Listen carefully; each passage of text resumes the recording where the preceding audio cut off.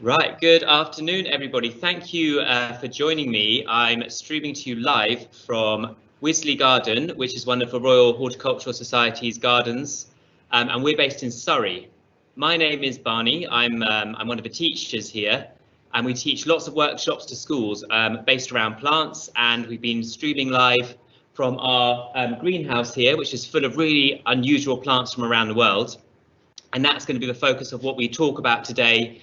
And we're going to look in particular at plants that come from deserts and plants that come from rainforests. And we're going to look at how they are adapted for the types of environment they come from. So first of all, I see there are a few questions already, which is brilliant. So if you have any questions, you can kind of put them into a chat and some of them will come through to me. Also, I'm going to ask a few questions myself, and if you have answers, again, you can put them into the chat and then they'll come through to me so I can read some of those out as they come along. So I'll do the questions that are up here first. So in what country do you find the largest plant in the world? So the largest plant in the world, to the best of my knowledge, is found in California, and it's a giant redwood. So these can grow to enormous heights, and they can be incredibly huge, great big thick trunks. In fact, they're so big that there is one of them where they've hollowed out a little archway through the bottom of it, and you can drive like a minibus through it. That's how big they are. And then we've got any plants that can process unusual gases. I'm not sure about unusual gases, but I do know that many plants are used in kind of old industrial sites where there's kind of nasty chemicals in the soil, and they'll grow plants there, and the plants actually absorb a lot of the dangerous chemicals in the soil, so that they kind of clean out the soil, and then they can eventually, you could then perhaps build housing or grow plants for food or whatever on them when it's safer. Tallest plant in the world. This is a little bit debatable. So the giant redwoods and the coastal redwood, they both grow over 100 meters. And they're also both California. But then there's another plant which is found in sort of southern part of Australia, and also it's found in Tasmania, and it's a type of eucalyptus tree, and that can grow, I think they have specimens they've recorded more than 120 meters tall. But it does depend a little bit, because I think some of those are based on ones historically where, in the 1920s, they felled a giant tree and they measured it when they cut it down. And some of these aren't standing. So it's a little debatable, but the coastal redwood in California, I think, holds the current record. And that's over 120 meters, but off the top of my head, I'd have to look up because I can't remember the number exactly. How old are cactuses? Well, they can grow to be very, very old, many hundreds of years old. They're not the oldest plants in the world. The oldest plants in the world, I think there's a pine tree in, actually, funnily enough, in California. In some of these quite dry environments, plants live a long time, and it's way over 1,000 years old. What inspired you to learn about plants? I just think plants are really cool and really interesting, and I love all these different adaptations. Cactus with their spines are really funky, and you get plants which eat insects. They're really cool, and we're going to look at some of those ourselves. So what I'm going to do, I'm going to start us off looking at some of these plants, and what I'm going to get you to do first is, if you've got a pencil and paper ready, or you can quickly grab one now, I want you to follow along, and I'm going to draw a little table, and I'm going to get you to guess, and I'll hold them up one by one, so go along with me, whether these plants come from a desert or whether these plants come from a rainforest. So what you're going to do is you're going to get your piece of paper, you're going to draw a line down the middle like that, and across the top like that, so you're making a little cross on it. And then you're going to put a D for desert. So I'm going to put a D for desert and an R for rainforest. So D and R. Hopefully that's showing the right way around for you. If it's backwards, do it the right way around. And then what I've got is I've got these plants here. So they're numbered. So A to J, they're numbered. And when I hold them up, you're going to write underneath either desert or rainforest. You're going to write down the letter of the letter as I hold it up for each plant, and so you can guess which goes on which side, and then at the end we'll go through them and we'll see how many you got right. So there's just 10 different plants, and they've got letters for their things. So if I hold up the first one, you can see it's got This has got the A on it. Can you see the A at the top there on the lollipop stick? And this is a plant. It's got a very long stem, climbs up other plants. It's got these kind of quite hard, leathery, sort of pointy leaves. And that's A. So what you do, if you think, and I'm not going to give you a clue to the answer, but if you think it's a desert plant, you'd write an A underneath D. If you think it's a rainforest plant, you'd write the letter A under R. And that way you'll be kind of putting them into one of the two categories. So that's A. I'm going to hold up all the others one by one now. This one is B. So if you think it's desert, write a B under the D for desert. If you think it's rainforest, write a B under R for rainforest. So that's B. And we've got C.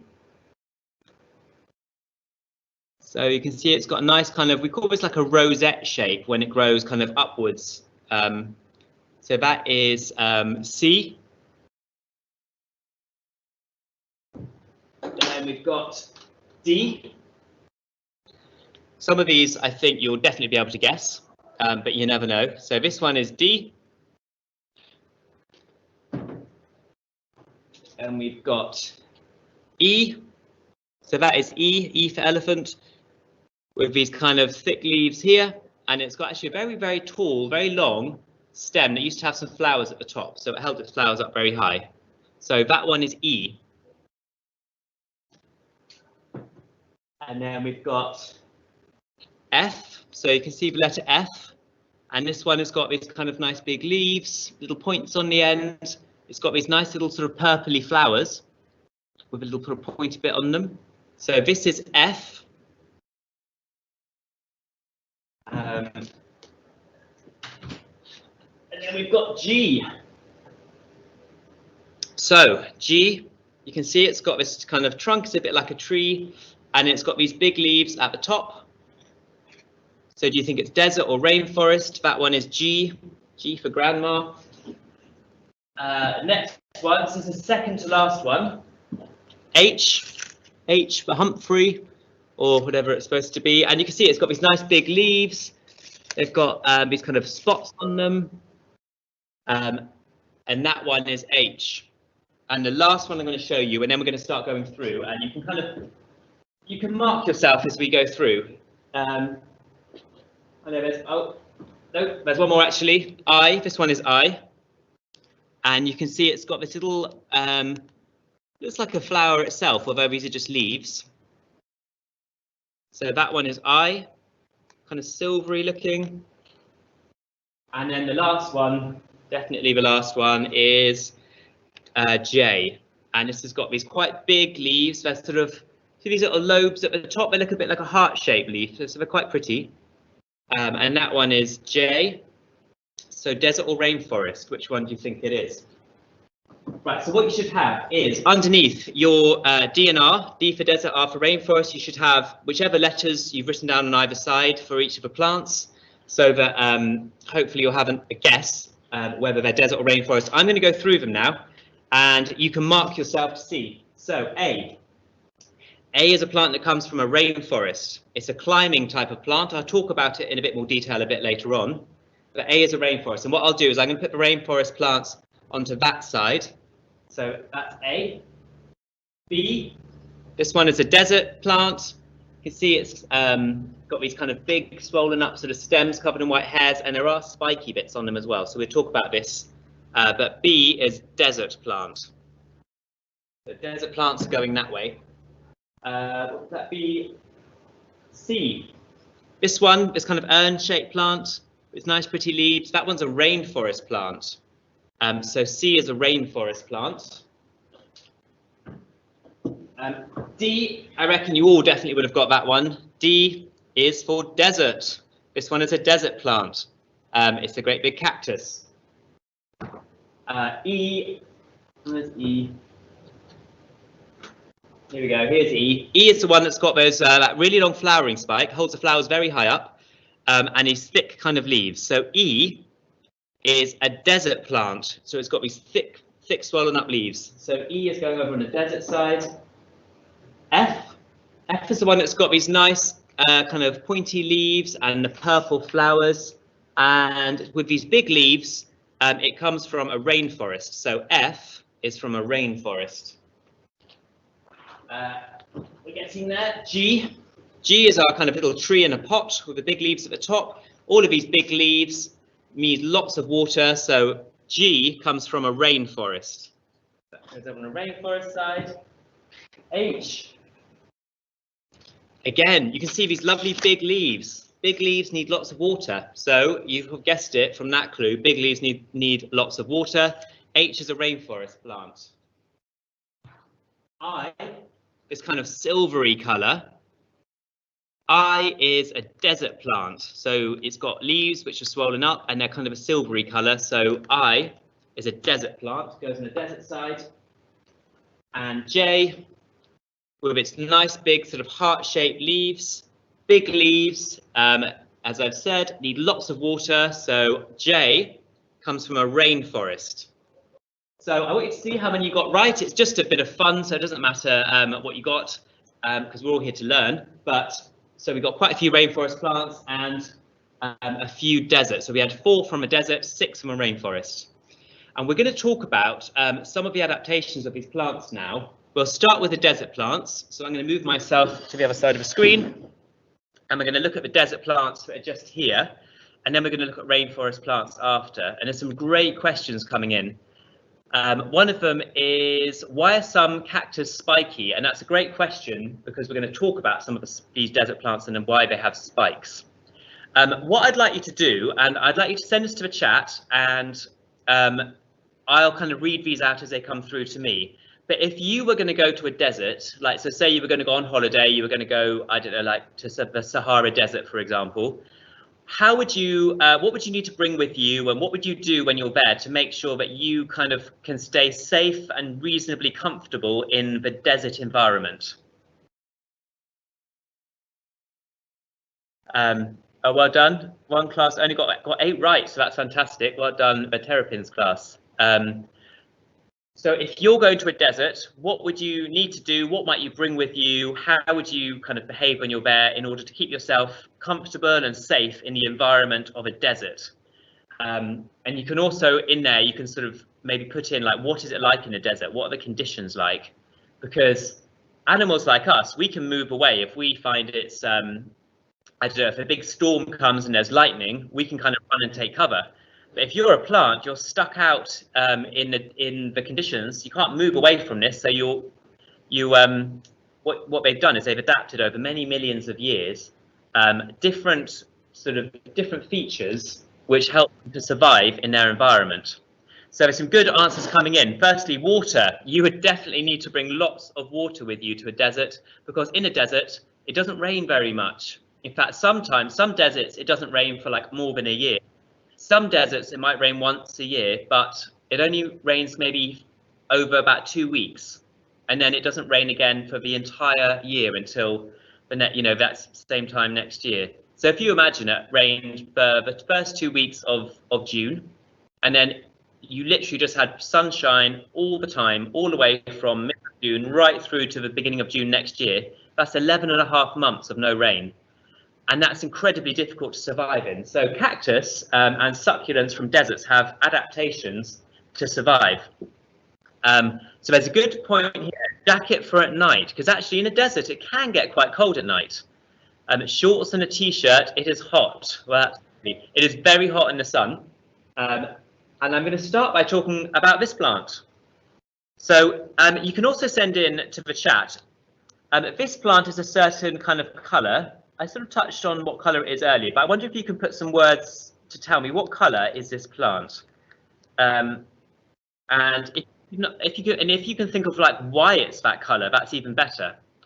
But what this is, we call this a succulent plant because its leaves, they're relatively thick as leaves go, and they store water. So we might bring a water bottle to the desert, and then we can drink when we need to. Look, here's a water bottle. So if I get thirsty, I can have a drink. But a plant obviously can't have a water bottle with it. So when it does rain, the roots of the plant, so let's have a look at its roots. The roots are all under there in the soil. They absorb lots of water when it rains, and then that all goes into the leaves, these swollen up kind of leaves, and then they store water. So if it doesn't rain for a whole nother year, it just lives off the water inside its leaves, and it's very slow growing, which is so it doesn't use up the water too quickly. But there's another something else about this, and so far I haven't got any kind of points about the colour, so I'm gonna explain this to you now. Right, and somebody has said, oh yeah, white/purple, brilliant, but white colour definitely. Liebeck Junior School have said water hat and sun cream. Well, the sun cream part is a very good point, because whilst we can put on sun cream to protect our skin, plants can't do anything. They're just exposed to the full desert sun, you know, all day long, and it's really, really strong sunshine. So I'm going to ask the question, and then hopefully somebody will come through with an answer and I'll read it out. But what is it? What's the thing in the sunshine that we protect our skin from with sun cream? So there's something in sunlight that's quite dangerous for our skin, and that's why we have to put on sun cream to protect ourselves. And plants, they have to protect themselves from this thing as well. And so this plant is kind of grey. Well done. So somebody said grey, and Bannerman Road, brilliant. Grey because of the sun's reflection, which I think probably means it reflects some of the extra light away. So if you're white or grey coloured, a lot of light will hit the surface of the leaf and then bounce up again and away from the leaf. And actually, this white coloration, it reflects a lot of the sunlight, so that the plant doesn't get too damaged by the strong desert sun. And what I'm going to do, I'm going to have a quick look at this leaf. I'm trying to get the light right so you can see, but I'm just going to rub across the surface, and you might notice it's changed colour, and there's a white powder on my finger. I don't know if you can see that white powder on my finger. Oh, well done. So one school and Alderton Junior School have said ultraviolet light. So well done both of those who said that, and anybody else who said it. Ultraviolet light, UV, ultraviolet, is what's in the sunlight, which is quite damaging to our skin, and it's quite damaging to plants as well. So desert sun that's really strong, it can be quite damaging. So that's why this silvery colour reflects away some light. But can you see just on this leaf here, can you see the colour difference there? It's a bit more obvious now with the lights. I think a cloud went across the sun, so it shows up better. But I rubbed off, and I'm just going to rub a bit further back. Can you see I'm rubbing off? I'm rubbing off this white powder from the leaf. And in fact, the leaves produce a white powder on their surface, and that powder on the surface acts a bit like sun cream, so it reflects away some of that light and it protects it from UV. So that's a succulent plant. Succulent plants store water in their leaves with an adaptation to help it survive the strong sunlight. I'm going to talk about this one now. So this one, we call it the old man of the desert. Why do you think we call this the old man of the desert? It comes from high up in the mountains. It is from Mexico, and it's got these kind of white hairs over it, and it's probably a little hard to see, but if I went to like stroke it, because it's got nice soft hair, it's actually got some horrible spines, really sharp spines, kind of hiding within the hairs. You can sort of just about see them, maybe at the top here. Can you see the dark shapes, little pointy shapes? Now the cactus spines, why do you think cactus have got spines? Why would they have these pointy bits? I'll show you on a different cactus. This one's got, you can see the spines all over it, quite big and sharp. Why do they have these spines?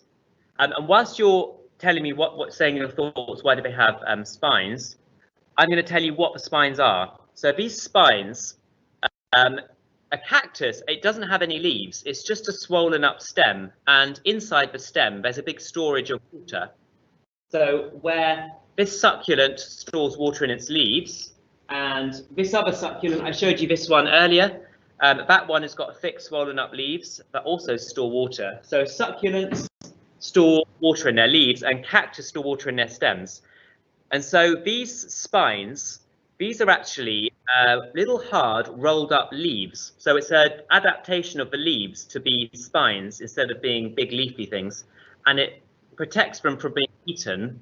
Oh, sorry, you're going to answer that, aren't you? Let's have a look. Spines look like a white beard. Oh yes, this is called Old Man of the Desert because all of these, the hairs all over it are white, like a big old beard. So an old man has a big white beard, and that's why it's called the old man of the desert. And they can live for many, many hundreds of years as well. So these spines, I don't think anybody's quite, or nothing's come through to me quite yet about why they have spines. But if you were a very hungry camel in the desert, oh good, so animals don't eat them, brilliant. If you were a hungry camel and you wanted to have a munch on a cactus because it's nice and juicy inside, you'd have a very nasty surprise because it's covered in spines that are very painful. So it protects from animals that eat plants. And I want you to see if you do know the name of animals that only eat plants, and they don't eat other animals, they only eat plants. So there's a word for animals that eat plants only, and so it's protecting itself from those. Right, I've got to do one more thing, in fact, two little things, desert plants, and then I'm going to talk about rainforest plants. Right. Firstly, sometimes in the desert, if you have a big sandstorm or if an animal kind of runs past, some of these plants, they've got very, very clever adaptations because if an animal brushes past or something knocks this plant and a leaf comes off like that, for most plants, like if you think of an oak tree, if a leaf gets knocked off, that leaf falls to the ground and it shrivels up and it sort of dies. But this leaf is very different. So because it's thick and fleshy and it stores water, the leaf won't shrivel up and die because it's got a little supply of water in it. And well done. So animals that only eat plants are called herbivores, because herb means like plant and vor is like to eat, so eating plants. So herbivores only eat plants. So that's very good, well done. That's Hawk's class and another class, I think.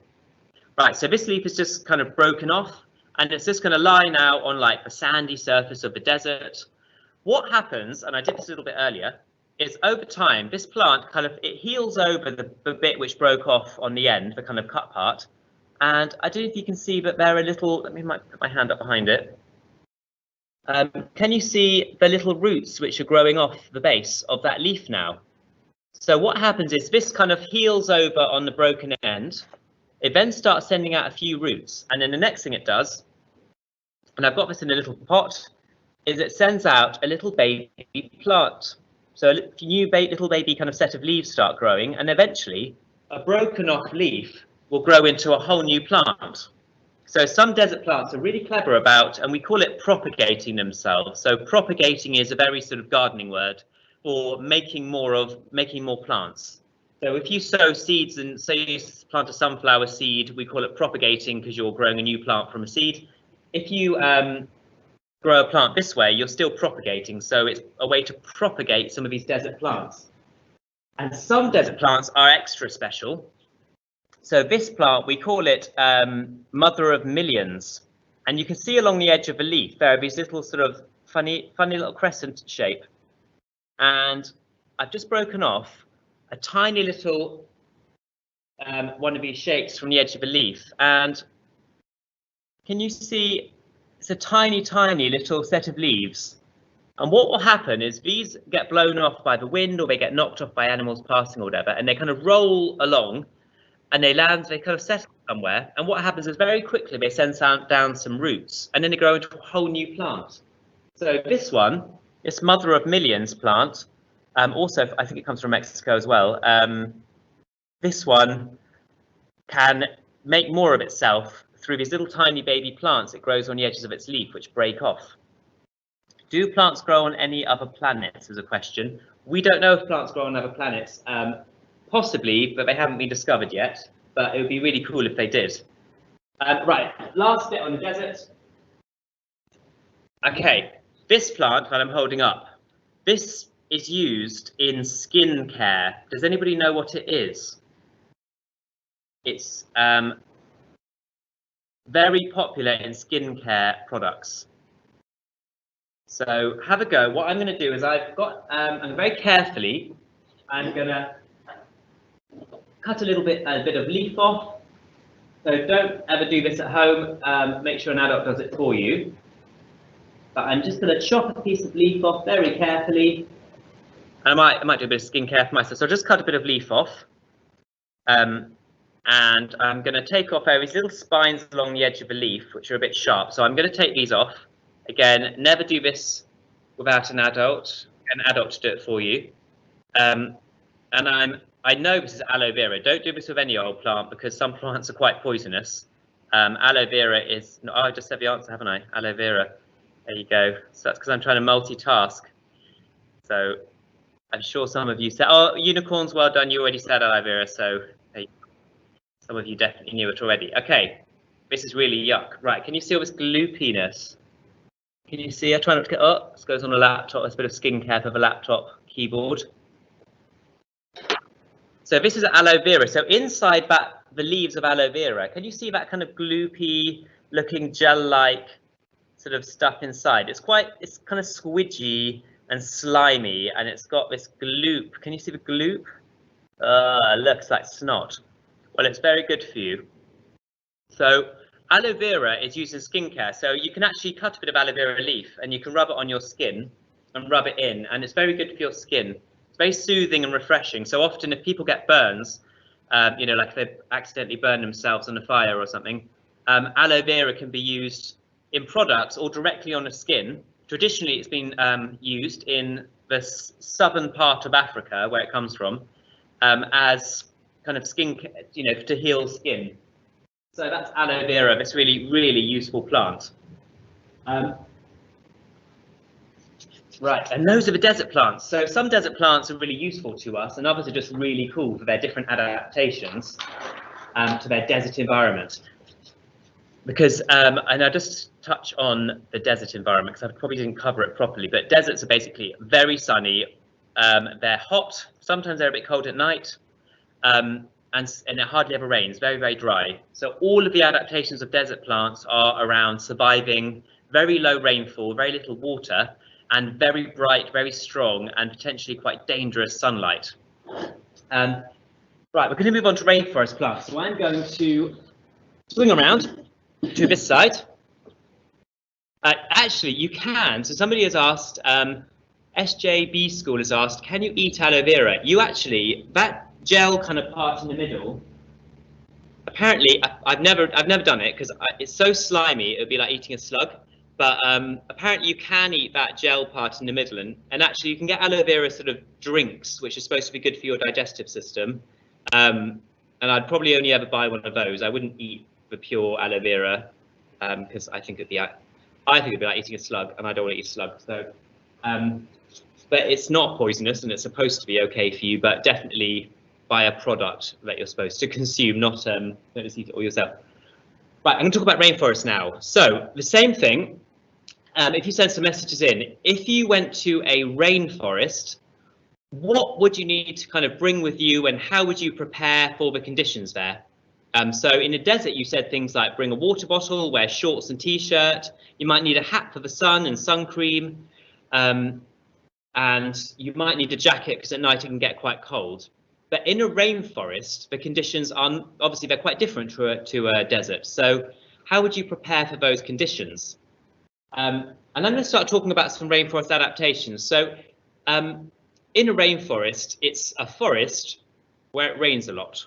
So the name is kind of a bit of a clue.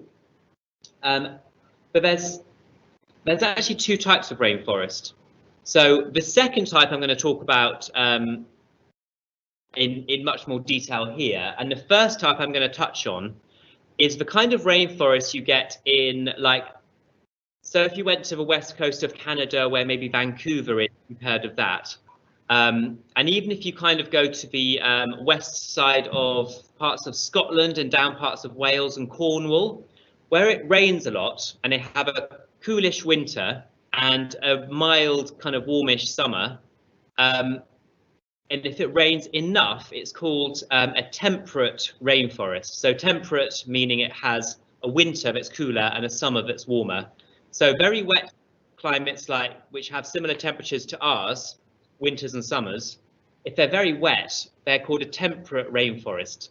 But we're going to talk in detail about the tropical rainforest. And tropical rainforest kind of tells you something. And again, in the chat, can you say what do you think the tropical bit is referring to? So a tropical rainforest. Right, brilliant. So North Olms has said waterproof clothing, Terrapin's class, umbrella, food, wellies, waterproof clothes. Well done. So umbrella, waterproof clothes, lots and lots of rainfall to protect yourself from. And what else have we got? And then wellies, because actually you can get very boggy underfoot with all that rain. Food, you definitely want some food because you just don't know what you can eat in a rainforest. So I'm going to start with this plant. This has got these amazing heart-shaped leaves, really pretty, and actually these grow a lot bigger. This has only got, it's quite a young plant at the moment, so these leaves will probably grow at least sort of, 4 or 5 times bigger than they are. So they'll be massive, great big things. And what I'm going to do, without breaking the laptop, I'm going to do something. This is a water kind of squirty thing. So if I squeeze the bottle, I don't know if you can see that, it squirts water. There you go, you can see that there. So without drenching my laptop, it's not waterproof, I'm going to spray water at the leaves, and I hopefully be able to see this. It has worked before. I don't know, maybe I'll try it from the other side, see if the light's better that way. I'm going to spray water at this, and hopefully you can see. But if you can't see it very well, basically what happens is water just completely bounces off the leaf, and the leaf is actually completely dry. There's no water sitting on the leaf now, because it's almost like repels water. And what happens is in the rainforest, if you've got a machete, very good. Machete is a good thing to bring because there's lots of lush growth to get through the underground, to get through the undergrowth with. But the surface of this leaf is quite sort of waxy. So I'm feeling it now. It feels really smooth and really sort of waxy. And if you think about a raincoat and you feel the surface of, especially old-fashioned wax jackets, and they have this like smell to them, that waxy jacket, which is the same, that surface of waxiness, it repels water. So actually, we call leaves like this, where the water sort of just bounces off. It's quite a bit unusual word. It's called hydrophobic. So if you have a phobia of something, it means you're like afraid of it, or you're kind of like repellent towards it. You don't like it. And hydro refers to water. So hydrophobic is what we call these surfaces where when water hits them, it just bounces off again. And in a tropical rainforest, the rainfall is so heavy that imagine it, water is kind of hitting this really hard. It's literally like standing under a shower. And if the water hits this hard enough, what happens is the weight of the water on this leaf, if it doesn't run off quickly, if water kind of stays on the leaf a bit too much, it makes the leaf heavier, and the heavy leaf will get pulled down, and it could actually snap off the plant. So these have got to shed water or let water run off really fast. So they have this hydrophobic surface, so it's a very waxy surface. There's something else which these have, and this plant shows it quite nicely, is can you see the bottom of the plant here? It's got, the leaf comes to a little point. And we call this, because what happens is the water runs off this leaf and it actually drips off the end. And we call it a drip tip because it helps channel the water down the leaf and it quickly runs off the bottom. So it helps again for water to run off the leaf really fast. So the weight of water doesn't break the leaf off. So they have drip tips. So like drip, drop, drip. And then the tip of the leaf, a tip, a drip, tip.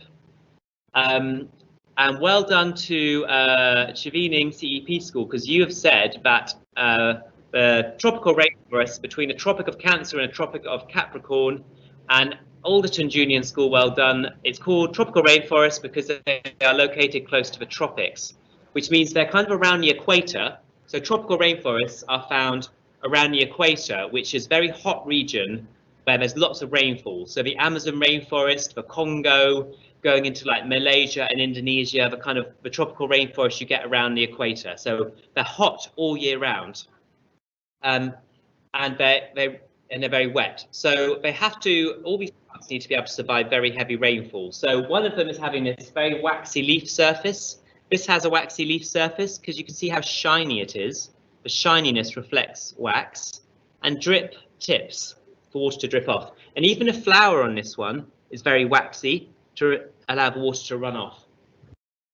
There's another adaptation, And what I want you to do is, I actually grew it from the seed of a tropical fruit.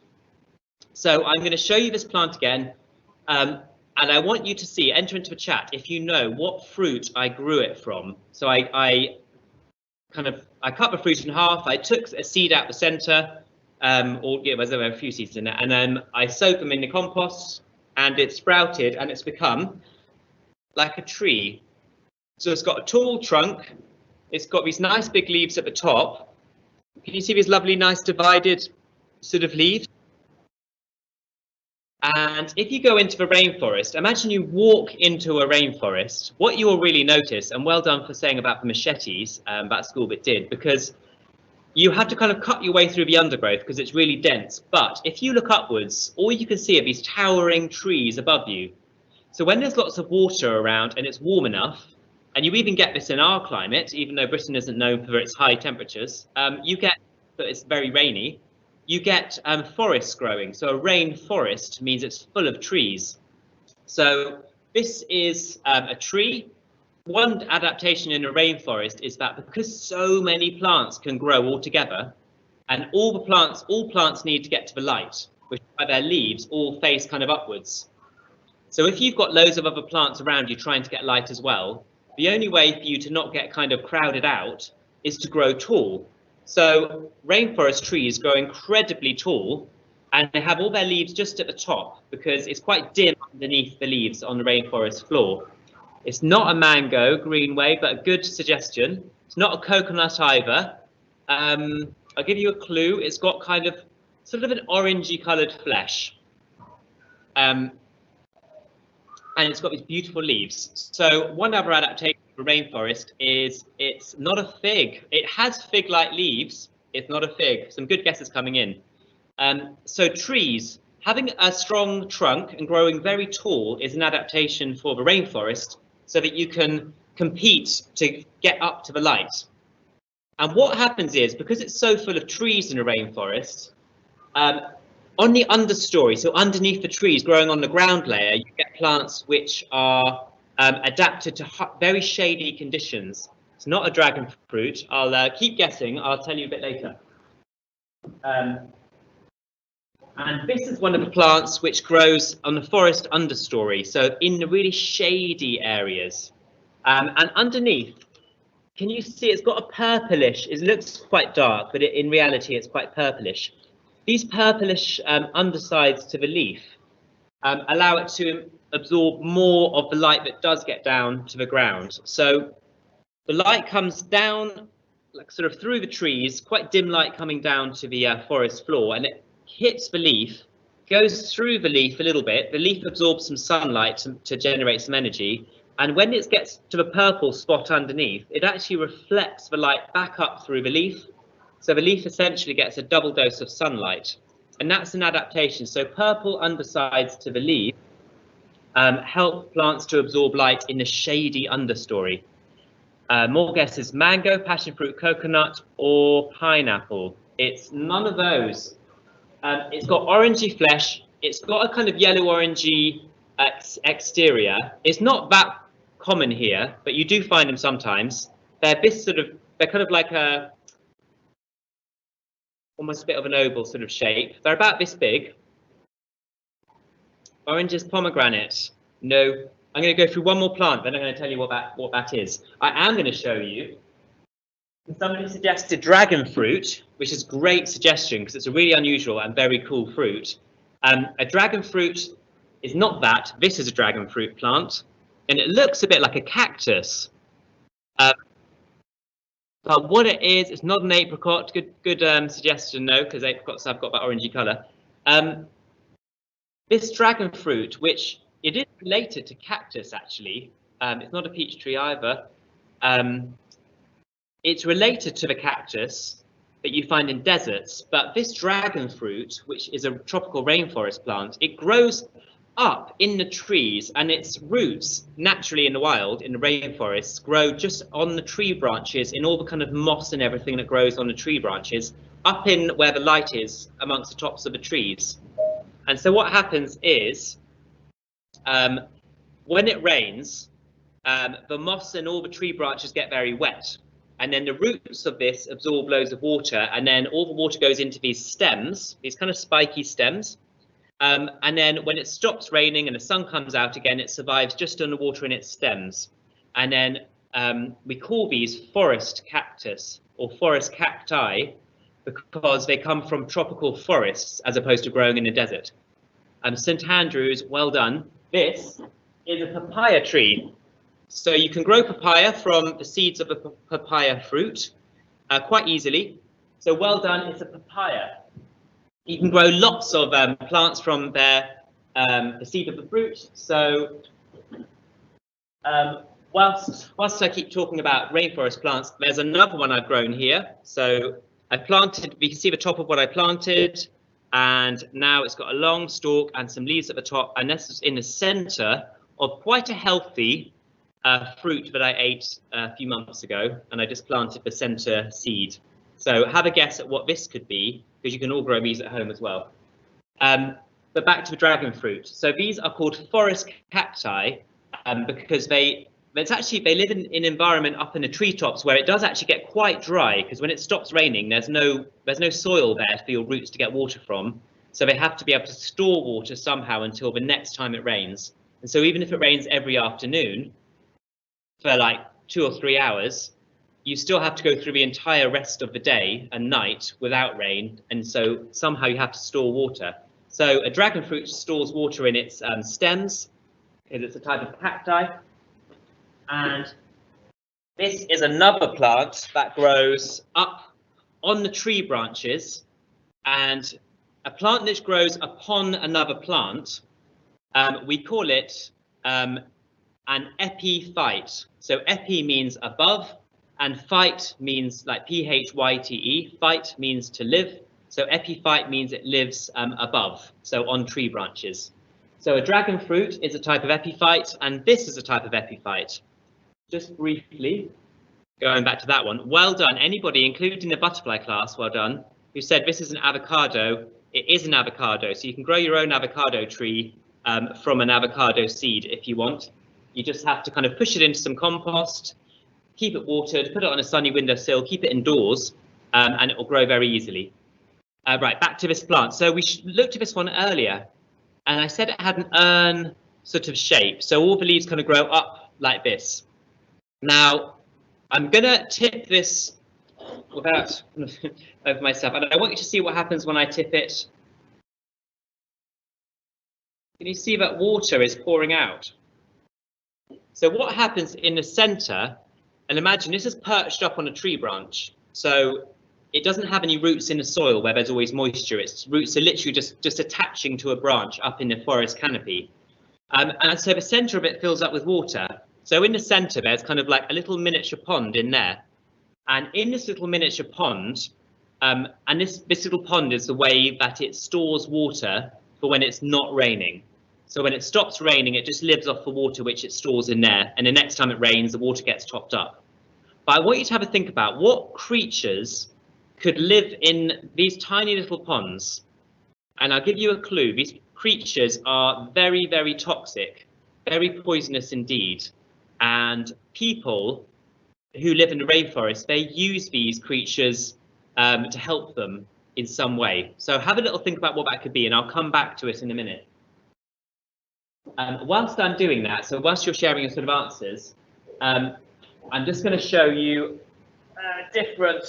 another type of epiphyte, but this one's actually growing on a piece of kind of bark. So you can see there's no soil anywhere. And actually, this is a type of orchid. So in the tropical rainforest, you get these really amazing orchids that have these flamboyant flowers, and people love to grow them. And you can see at the base, they've got these kind of swollen up bits, like little mini bulbs. So these orchids, they actually store water in these little bulbs here for when it's not raining. And when it rains, the roots will absorb. So you can see this big white root here of the orchid will absorb lots of water, and then that goes into these little bulbs, and that's where it stores water until the next time it rains. And you can see all that kind of mossiness on the tree trunk that it roots itself into. Some good suggestions. So frogs, well done. Okay, so Alderton Junior School have said poison dart frogs. And poison dart frogs it is. So in these little ponds, you get these tiny little poison dart frogs living. And I want you to hold up your thumb, look at your thumbnail, and imagine a frog the size of your thumbnail. And they look a bit like this. I've just printed out some pictures. So that is a poison dart frog. They come in different colours. There's another one. Now, somebody, if you can give ideas as to when creatures are coloured like this, these kind of quite bright colours, so, you know, yellow and black, blue and red, blue and black, what message are they giving the world by being that colour? Because they're not camouflaging themselves in by being, say, green, so they don't stand out. They're making themselves look really obvious to all the animals around them. Why are they doing that? Why don't they just want to kind of stay hidden away? So we'll give some answers and then we'll come back to that. And in the meantime, there's another plant. We're getting towards the end of our rainforesty plants. This is one we looked at. It's got this long stem. This stem is not very strong. It's definitely not a tree because it's not holding itself upright. We call this a climber, and it climbs up trees. So what happens is it starts growing in the ground. It very slowly climbs its way up the tree. And what you often find is that along the stem, you can't really see on the screen very easily, but there are tiny little bumps all along the stem, really little bumps. And if they, say, are pressing against like a mossy tree trunk in the rainforest, these little bumps grow into roots and they root into the tree kind of as they grow up. It's a little bit like ivy, the way ivy grows up a tree. And these climbers grow all the way up to the tops of the trees, so they can get up to where the light is. And once they get to the tops of the trees, that's when they grow really massive and they start flowering and everything else. So they use trees to climb up. Right, well done. So I am dangerous. Fantastic. So that is unicorns. And Terrapin's class say it's a signal not to be eaten. Fantastic. So when you see really brightly coloured creatures like these, it's saying, do not eat me. I am very poisonous and very dangerous, or I will hurt you in some way, so don't try to eat me.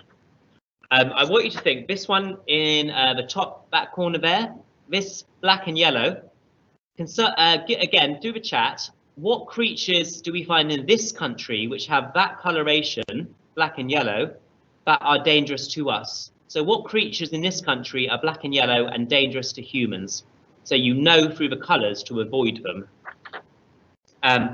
Right, so back to these climbers. So these climbers climb up the tree, and that's one adaptation of some plants in rainforests to get up to where the light is. So they use trees as like a climbing frame to get up to the light.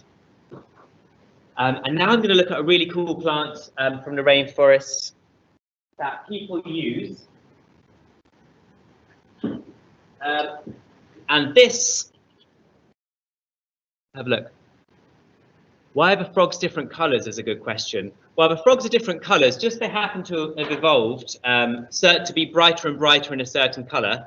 And I suppose if you're bright red or you're bright yellow, it has the same effect. Creatures know not to eat you, so they just happen to have evolved to be different colours by chance.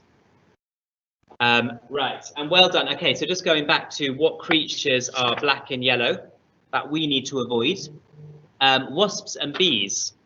So wasps and bees have got a stinger in the end, so they are saying to you, don't try and eat me because I will sting you. So I've got that bit of poison.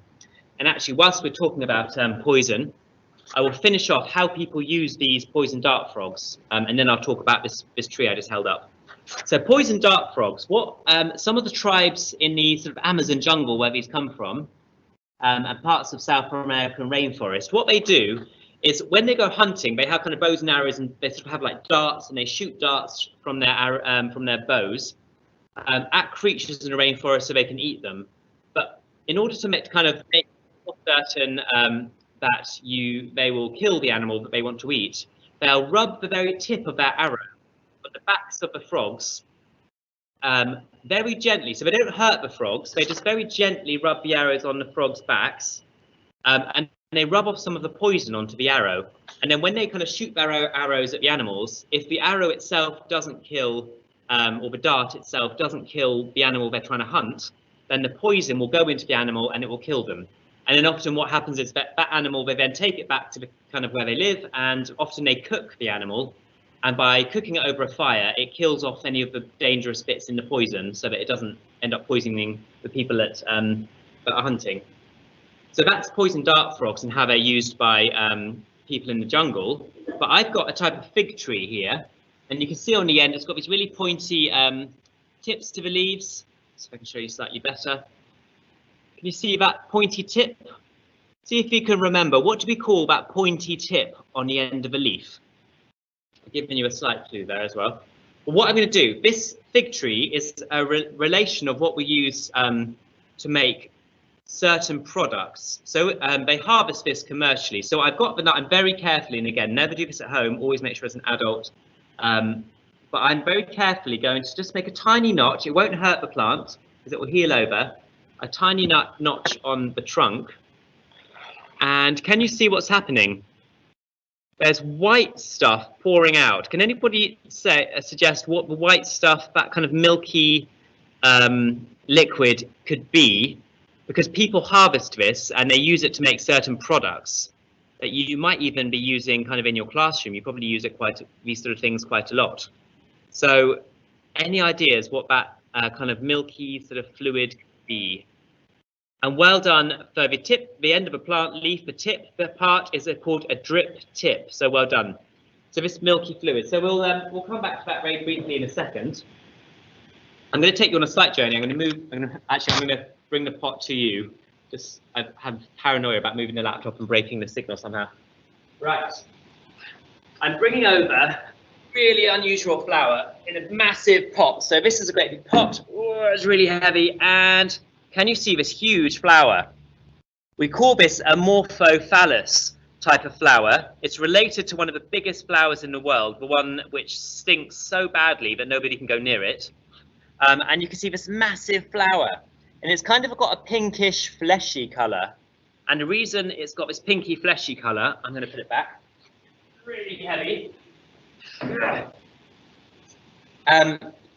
It's because what it's doing, that pinkish kind of fleshy colour, is also the colour of if an animal, let's say an animal gets hunted by like a predator in the jungle, and then the animal's killed by the predator, and the predator kind of eats a load of the flesh and then wanders off, and there's like a carcass that's left behind.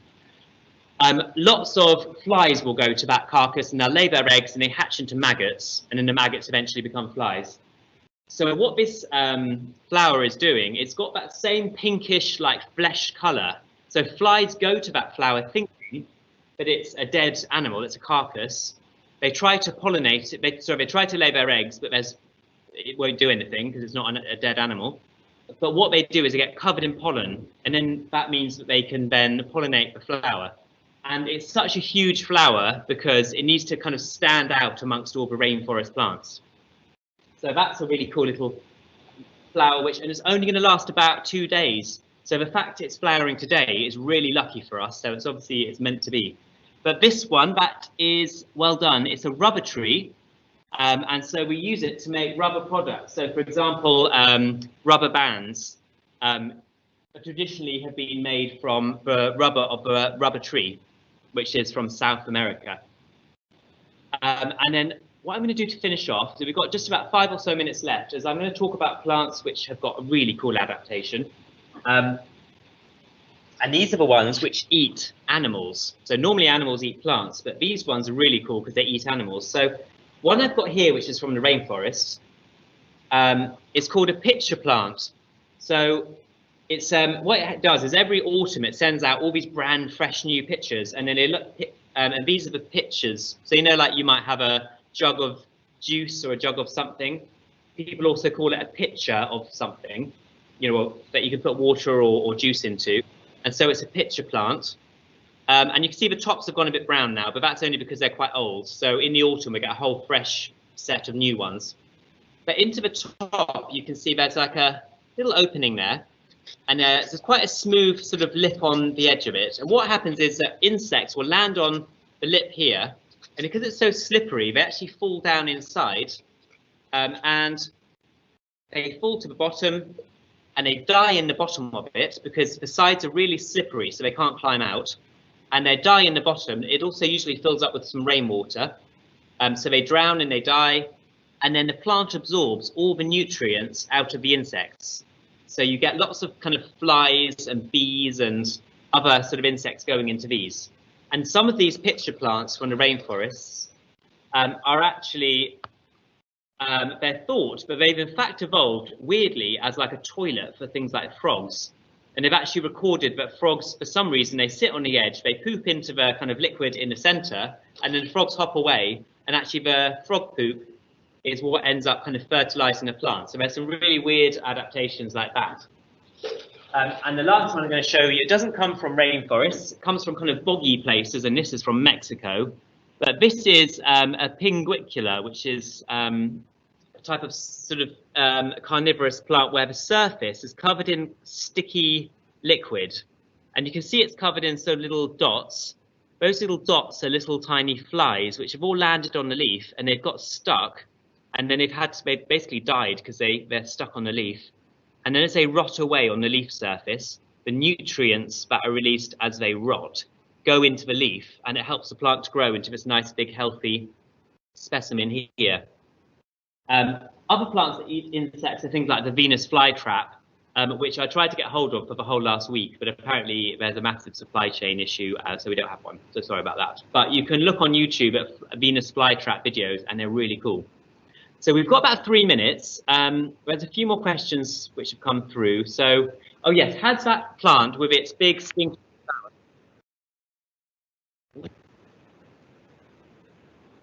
That means my little microphone is speaking to me. That flower I showed you, the big flower, that one's got a very light smell. It doesn't smell too badly. If it did, I probably wouldn't have been able to have it in the room, because some of them really smell absolutely horrible, and some of them are actually massive. So the biggest flower in the world is related to that one, and it's like 8 or 9 feet tall, so it's much taller than a person, and they're huge. And Kew Gardens sometimes has them in flower, and we've got some here in our big glass house, but they're not quite old enough yet to flower because we grew them from seed about 10 years ago, so they're still a bit young. So if anybody's got any more questions, keep sending them, but we've only got about 2 minutes, so I'll answer a few more questions, but I will be handing back very shortly. What is the deadliest plant to humans? Well, again, it's a little bit arguable, but one of the most deadly plants is called the rice paper plant, or ricin. It's a plant which, weirdly, it used to be used in the summertime in like council parks in the UK, and it's got these really nice, big, kind of quite architectural, really pretty looking leaves that are quite dark, quite a red colour, and they grow quite tall. And so they'd be these really popular summer plants, but they're actually incredibly poisonous. So even a tiny little bit of it can kill somebody. And there was a case, it was a long, long time ago, I think maybe back in the 80s or something, but there was a politician walking down the road. I think they were a foreign diplomat or something. And anyway, whatever. Basically, somebody had an umbrella, and they, with the tip of the umbrella, because the umbrella was all folded up and they were just holding it, you know, like a stick. They just accidentally poked them in the leg, this politician, by mistake, and on the end of their umbrella kind of point was a tiny bit of this ricin poison, and it killed the politician. So it was quite a big scandal at the time around, you know, how this person got killed, and that's because the plant is so poisonous. So the ricin plant, we don't grow it anymore. It's also called the castor oil plant because it's so poisonous. So that's one of the most poisonous plants in the world. The world's largest cactus are the ones which grow, you know, the old man of the deck, they kind of grow like this. Got 2 arms like this and a big, long, kind of tall head, and they can grow kind of taller than a 2-story house. But it is 2:30, so I won't want to keep you any longer. I really appreciate your attention, and all of the answers you sent in have been fantastic. So some amazing knowledge out there that you already have, and I haven't answered all your questions, I know, but there's been so many of them, and I appreciate all of them. But I hope you've enjoyed the session, and I hope you know a bit more now about desert plants and about rainforest plants, and a little bit about some of those carnivorous plants.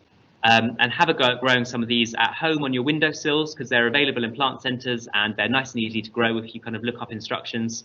So you can have a rainforest or a desert in your own home if you want. But I'll hand back over, and thank you very much for your time. Thank you very much for talking us through some amazing plants and for asking and answering the children's questions. I'm sure that you've inspired a large number of children to become STEM specialists in the future, and maybe in 20 years' time they'll be sitting doing a job like you. So thank you so much. And a lot of the children are saying thank you very much, bye-bye, they're having to go because it's the end of their school day, but they've really enjoyed it. So thank you very much again. Thank you very much for having me. Yep, there's John Main Primary School are saying thank you very much, they've really enjoyed it from Hedgehog class. Stevenson Way are saying thank you very much. Greenway Primary have enjoyed it immensely, as have Alderton Junior School, Fursfield School, and lots more. So thank you very much. Take care. Bye everybody, and hopefully we'll see you at another live talk before the end of the Jamboree. Thank you. Wonderful. Thank you very much. Bye. Thanks. Bye-bye.